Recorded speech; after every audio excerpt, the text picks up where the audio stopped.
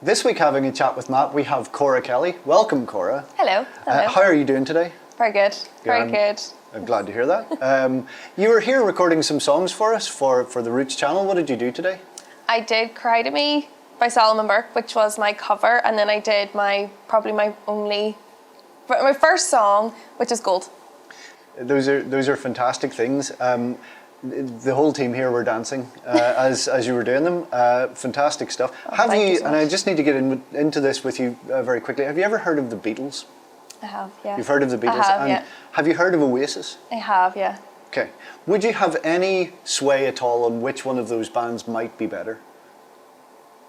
I mean, I think there's a right and a wrong answer. I'm just going to go with the Beatles are the better of the two. That's the right answer. Good stuff, good stuff. I'm glad to hear that. You're a very versatile performer. You know, you have great pop songs, you've great like soulful and jazz songs. Is there a particular band that has sort of pushed you in any of those directions, or like what are you reaching for? Not really. Well, no, I'm telling a lie. I love Norah Jones. I always grew up listening to Norah Jones, and my earlier songs I would definitely say were based on kind of Norah Jones vibes. Sure. But then I got a bit older and I went to tech and went to uni and did music, and I kind of got into that jazz soul kind of music. I just feel like my voice sometimes leans towards that, so I just kind of started to write that. But there's nobody there wasn't like an artist that I did that for. It was just because I think my voice just kind of naturally went there as I got a bit older. But I love Norah Jones, and I love, like, we always listen to Sam Cooke and like that kind of soul music at home. So probably just like my upbringing, listening to music mixed with what my voice is, it just kind of led me there.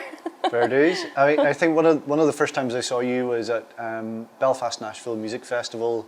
You were doing a showcase and you were performing That Girl. Oh yeah. And there was an entire room full of American students and people from the festival, and you could hear a pin drop. And it's a beautiful thing, but it's that lovely style.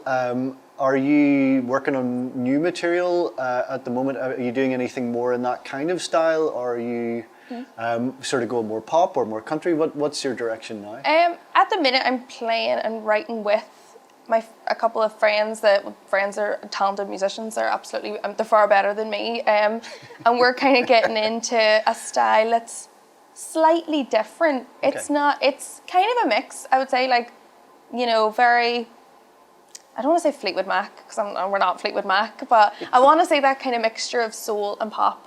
It's like a very like Leon Bridges kind of style. Yeah. And it's different from what I'm used to, but I love it. It's so fresh and it's so new. So it's exciting, and I'm writing with people rather than just being on my own writing, which I've done for way too long. So yeah, we have some exciting stuff coming up. So that's good stuff. Collaborations are, I find, always very validating. You know, you bounce ideas off each other, and if it's a good, honest group of people, they'll tell you what's good and they'll tell you what's not. That's it, yeah. It takes a lot of the guesswork out. But so yeah. when are we expecting to hear that new stuff, or is it just very much in progress at the moment? It is very much in progress, but we are aiming for something. I'm not even going to go into what, but we are aiming for something around September time, which is exciting. So that's not too long away, and the way this year's going, it's flying. So I would say probably hear something September, maybe pushing it October. So hopefully towards the end of the year. Good stuff. Okay.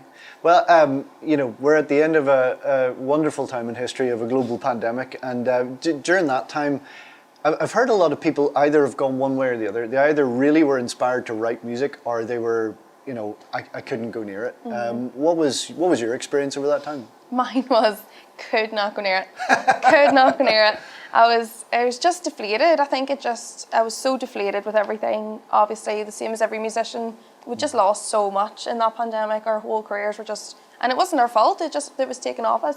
And I just found it really hard. I had nothing really to write about, because I write about things that I've done or I've experienced. I can't make up a song. It has to be something that means something to me. Yeah. And I couldn't write about sitting in my house. You know, there was nothing coming to me. And I say, and I'm starting to get back into it, and I'm starting, now that life's a wee bit more normal, I'm starting to kind of write about my experiences and things that have happened. So, but yeah, I wish I was so productive, and I learned, like, how to do runs on a guitar. No, I didn't. I didn't. It's one of those weird things if you're sitting doing not very much and you are a person who writes about what you do. It's like, well, what did you expect me to write about? Exactly. And then there was a point, and I remember with holding my guitar and looking at my dog, and I'm like, I'm not going there. I'm not writing a song about a Cavalier King Charles. I was like, and I just thought that was the most pathetic time of my life. I don't know. I think I would listen to that song. It's called Milo the Cavalier. Milo the Cavalier. But there's like a whole verse like that's just sort of like barks and grunts. That's it. It's just him. I just hold the mic up to his mouth, and it's just him singing away. Yeah. So, is there any particular places that you're like, I really want to play here or play there? Is there anything you're aiming for or aspiring to right now? Do you mean like in this? Oh, just here? anywhere, in like the world? not just Northern Ireland, but like where's the place you'd love to play? Oh, if somebody gave me a ticket back to Nashville in the morning, I would be away. I would give my arm to play in Nashville again in the Bluebird. It was one of the most surreal moments of my life. Absolutely, it was just incredible. Like, and it might sound cringy, but it was you just felt like this emotion. It was just such a intense feeling, and there was 4 of us, and we sat and we played, and it was just magic. It was just beautiful. So if I could go anywhere, I would go straight back to Nashville and play again. But need to get the gigs back up to get the money to go. So it might be a while, but no, I would go back there. The music saving scheme leads to trips, leads to things. Yeah. Because Bluebird Cafe, you usually have to queue to basically be a performer for the day, isn't that right? Yeah. Or it's like you go down at like 9 o'clock in the morning and the queue is already a mile long. Oh yeah, I remember. I don't know if it was the day we played or if it was like a day before we drove by it, and it was early. It was maybe like 10, and the queue was like down the street, and like they weren't even guaranteed to get in, but they were just living in hope that they would. Yeah. And the fact that we got to play there was it's incredible. So it was. So that was that with the Belfast Nashville Music Festival? It was. So they kind of got you a slot. Yeah. As part of your tour. Yeah, it was just incredible, and I got to play, and I met it was me, Lucy Bell, Owen Lamont, and Owen Denver, and you just got friends out of it too. You know, you got 3 mates for the rest of your life too. So it was just everything about it was brilliant. That is pretty cool. The standard questions: if you could go and see any gig of any band in history, living or dead, who would you go and see? Queen. Queen. Okay, that's for pretty sure. Cool. The Wembley Stadium, like 1985, 1986. Yeah, my mum gigs. and dad went to see Queen at Slane, and I don't know what year it was, and they said it was the best night of their life, obviously. But I would go back to them. Yeah, 100%. I think I could go for that too. Yeah. The last one. Any collaborator that you could work with, if there's somebody you could write with, your absolute dream collaboration, who would it be? Oh, that's a really good one. I'm probably saying this, but it's not beyond the realms of possibility. I would love to write with Foy Vance. Oh yeah. Okay. I would love to have just a day and write with him. I think it would be class. Sure, I think now that he's not on tour with like Ed Sheeran, I know. I think he's probably got time. I might just give him a wee text, wee email. So if you have Foy Vance's email address, please forward Send on it this way. Cora Kelly. Thank you so much, Cora.